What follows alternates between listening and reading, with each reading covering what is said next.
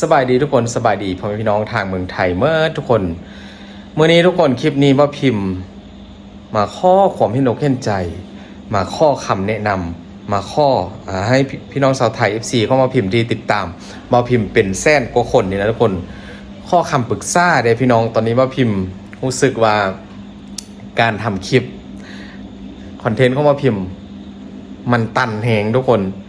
มันต้านคิดยังบ่ออกเลยคิดอะไรไม่ออกเลยว่าจะทำคลิปอะไรดีในแต่ละวันเพราะว่าปกติซองข้องมาพิมพ์กับเฮ็ดคลิปทำคลิปเกี่ยวกับ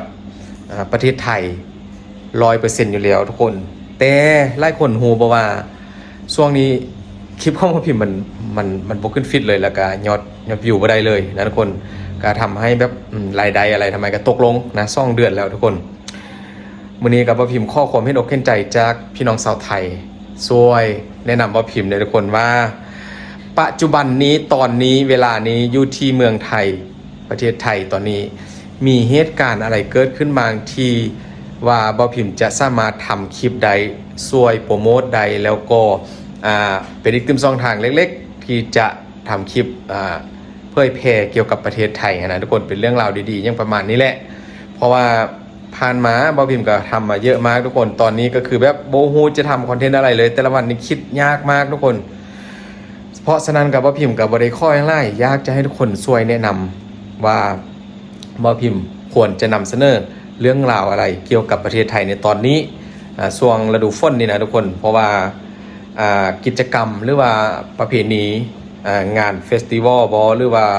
เรื่องอะไรก็ตามแต่ที่แบบมันเกิดขึ้นอยู่ประเทศไทยนะทุกคนเบ้าพิมพ์ข้อคำแนะนำได้ว่าแต่ละคนจะช่วยเบ้าพิมพ์ได้หรือบอทุกคน ขอโทษขออภัยไล่เพราะว่าตอนนี้พยายามไปค้นหาข้อมูลต่างๆหรือว่าการทำคลิปทุกช่องทางทุกคนก็พยายามดูไล่ๆช่องนะทุกคนโอ้บอกเลยว่าหนักไล่ทุกคนช่วงนี้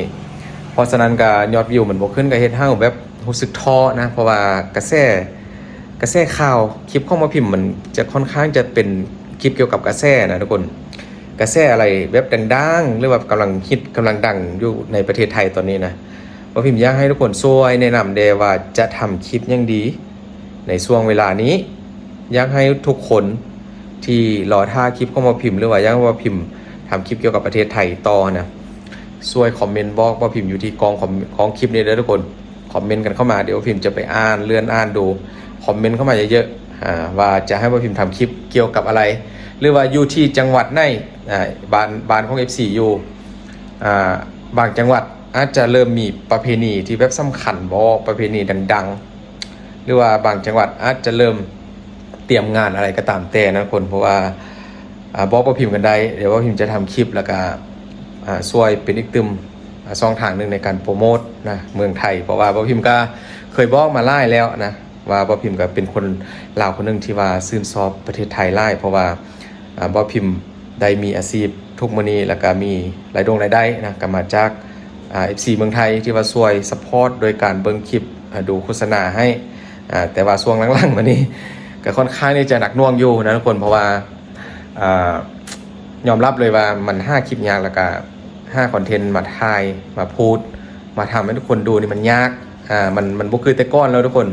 สมัยนี้กับเรื่องราวหรือว่ากระแสมันก็บ่ค่อยมีถ้าว่าจะมีก็เป็นเรื่องข้องข่าวโดยตรงก็คือแบบเป็นข่าวดังๆอยู่ที่เมืองไทยตอนนี้ก็หลายคนก็คงจะรู้แล้วนะว่าเป็นเรื่องอะไรแต่ว่าบ่พิมพ์ซองเข้ามาพิมพ์แล้วมันบ่แม่นแนวนั้นทุกคน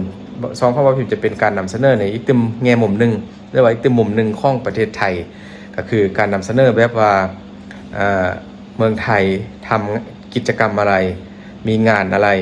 ในแต่ละปีในแต่ละเดือนนะว่าพิมจะทำคลิปประเภทนี้ไล่กลัวแต่ถ้าว่าเป็นข่าวแบบแรงๆหรือว่าข่าวแบบข่าวลายๆอะไรว่าพิมทำบ่ได้นะทุกคนเพราะว่าซองของว่าพิมบ่ได้สร้างมาแบบนั้นแต่ว่าถ้าว่า FC ท่านใดที่ว่าอยู่บ้านของตัวเองหรือว่าอยู่แต่ละจังหวัดนะกำลังจะมีงานหรือว่ากำลังเตรียมงานจัดงานกันอยู่กับคอมเมนต์กันเข้ามาได้ส่วนการไป5คลิปมาให้ทุกคนในเบื้องนี้มันบ่ได้ยุ่งยากเพียงแค่บ่พิมบ่ฮู้ว่าตอนนี้ประเทศไทยมีงานอะไรบ้างนะทุกคนก็พยายามค้นหาหลายๆช่องทางอยู่แต่ก็บ่เจอหรือว่ากระแสของคนในที่เว็บดังๆคือสมมุติเกิดเว็บน้องเนเน่นะทุกคนน้องเนเน่รอย่อประมาณนี้แหละ น้องเนเน่ที่ว่าเป็นนักร้องอยู่ที่เมืองไทยอายุ16 ปีที่ไปแข่งอเมริกาก็ทาเลนต์นะลักษณะนั้นก็ได้ทุกคนเดี๋ยวว่าพิมพ์จะทำคลิปให้ดูบอกว่าจะเป็นเหตุการณ์เนี้ยอยากให้ทุกคนช่วยแนะนำเพราะว่าว่าพิมพ์ก็เป็นคนลาวที่ทำคลิปเกี่ยวกับประเทศไทยมานี่ก็4-5 ปีแล้วนะทุกคนแล้วก็รู้สึกว่าสำหรับพิมพ์นะรู้สึกว่าค่อนข้างที่จะ5 คลิปยากขึ้นทุกคน5 คอนเทนต์มาถ่ายยากขึ้น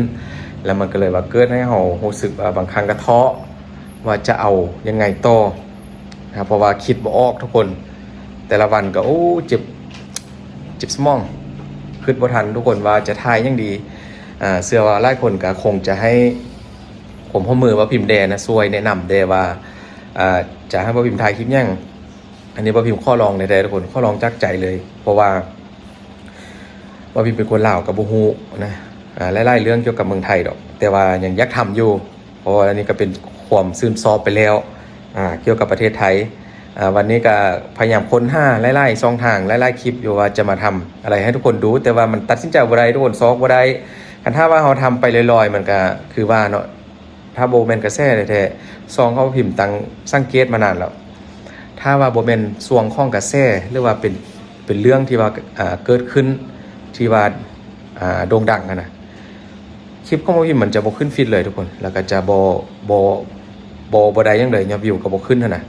มันจะเป็นแบบนี้แล้วถ้าว่าบ่พิมพ์ไปเอาคลิปแบบธรรมดาทั่วไปแบบหลายคนคงจะเห็นนะมาพูดมาเว้ามาหยังก็ตามแต่อาจจะเฮ็ดให้อยู่ซ้ำนั่นแหละยอดวิวก็หลักพันนะหลักพันเยอะมากทุกคนตั้งแต่บ่พิมพ์เริ่มทำคลิปมาเดือนเขา2 เดือนวันนี้นะล่างๆวันนี้คือแบบยอดวิวบ่ได้เลยบ่ฮู้ว่าเกินยังขึ้นแต่บ่พิมพ์ก็พยายามไปส่องเบิ่งไปส่องไปดูข้องYouTube คนอื่นนะก็เข้ากับค่อนข้างจะดีกว่าแต่บ่มีบูมันเกิดอะไรขึ้นทุกคนหนักแฮงเลยช่วงนี้เพราะว่ายอดวิวบ่ขึ้นแฮงนะยังไงก็ข้อฝากข้อออนวอร์ดล่ะนะข้อให้พี่น้องชาวไทย FC เข้ามาพิมพ์ที่ว่ายังติดตามอยู่แล้วก็คอยดูคลิปนะช่วยแนะนำให้แด่อันนี้เป็นคำข้อห้องใดๆทุกคนนะบ่พิมพ์อยากจะทำคลิปเกี่ยวกับเมืองไทยประเทศไทยต่อไปโดยที่แบบบ่มีวันจบสิ้นนั่นแหละจะทำต่อไปเรื่อยๆแต่บางครั้งเฮาก็จนตาแจทุกคนจนตาแจจริงๆคิดบ่ออกแต่ละมื้อแต่ละวันจะทำอะไรคลิปอะไรก่อนนอนก็พยายามคิดว่าพรุ่งนี้จะทำคลิปอะไรดีว่าพยายามเข้าดู5 คลิปนั้นคลิปนี้มาทำแต่มันก็ทำบ่ได้ทุกคนมันค่อนข้างที่จะบ่ค่อยมีกระแสและวิวของบ่พิมพ์มันบ่ได้เลยบ่ขึ้นเลยนะเพราะฉะนั้นก็ข้อฮ้องเป็นครั้งสุดท้ายทุกคนจักใจบ่พิมพ์หนุ่มลาวคนหนึ่งที่แบบซื่นชอบประเทศไทยขอให้พี่น้องชาวไทยช่วยแนะนำได้ว่านับตั้งแต่นี้ต่อไปอยากจะให้บ่พิมพ์ทำคลิปอย่างคอมเมนต์กันเข้ามาเลยเยอะๆเลยเดี๋ยวบ่พิมพ์จะไปหาข้อมูลแล้วจะมาทำคลิปให้ดูนะเพื่อแพร่ช่วยกันทุกคนนะระวังบ้านของบ่พิมพ์อาจจะระวังบ่พิมพ์อาจจะบ่ฮู้หยังหลายแต่จะพยายามทำคลิปเกี่ยวกับประเทศไทยให้ดีที่สุดแล้วก็ให้น่าเบิ่งที่สุดนะทุกคนสำนี้แหละทุกคนก็ขอบคุณหลายๆที่ว่าช่วยแนะนำนะแล้วก็ให้ความร่วมมือหรือว่าให้ความคิดเห็นดีๆในการทำคลิปของบ่พิมพ์ต่อไปช่วยเป็นส่วนหนึ่งของช่องบ่พิมพ์นะก็เป็นเหมือนกับครอบครัวเดียวกันนั่นแหละช่วยแนะนำให้เด้อทุกคนถ้าว่าคอมเมนต์ได้ทึกใจหรือว่าคอมเมนต์ตัวใดที่แนะนำดีบ่พิมพ์จะเอาคลิปมาทำให้ดูนะทุกคนช่วย FC หลายๆคนคอมเมนต์บ่พิมพ์กันแด่นะทุกคนขอบคุณหลายๆทุกคนเดี๋ยวบ่พิมพ์จะพยายามอ่านคอมเมนต์ให้หลายที่สุดแล้วก็จะ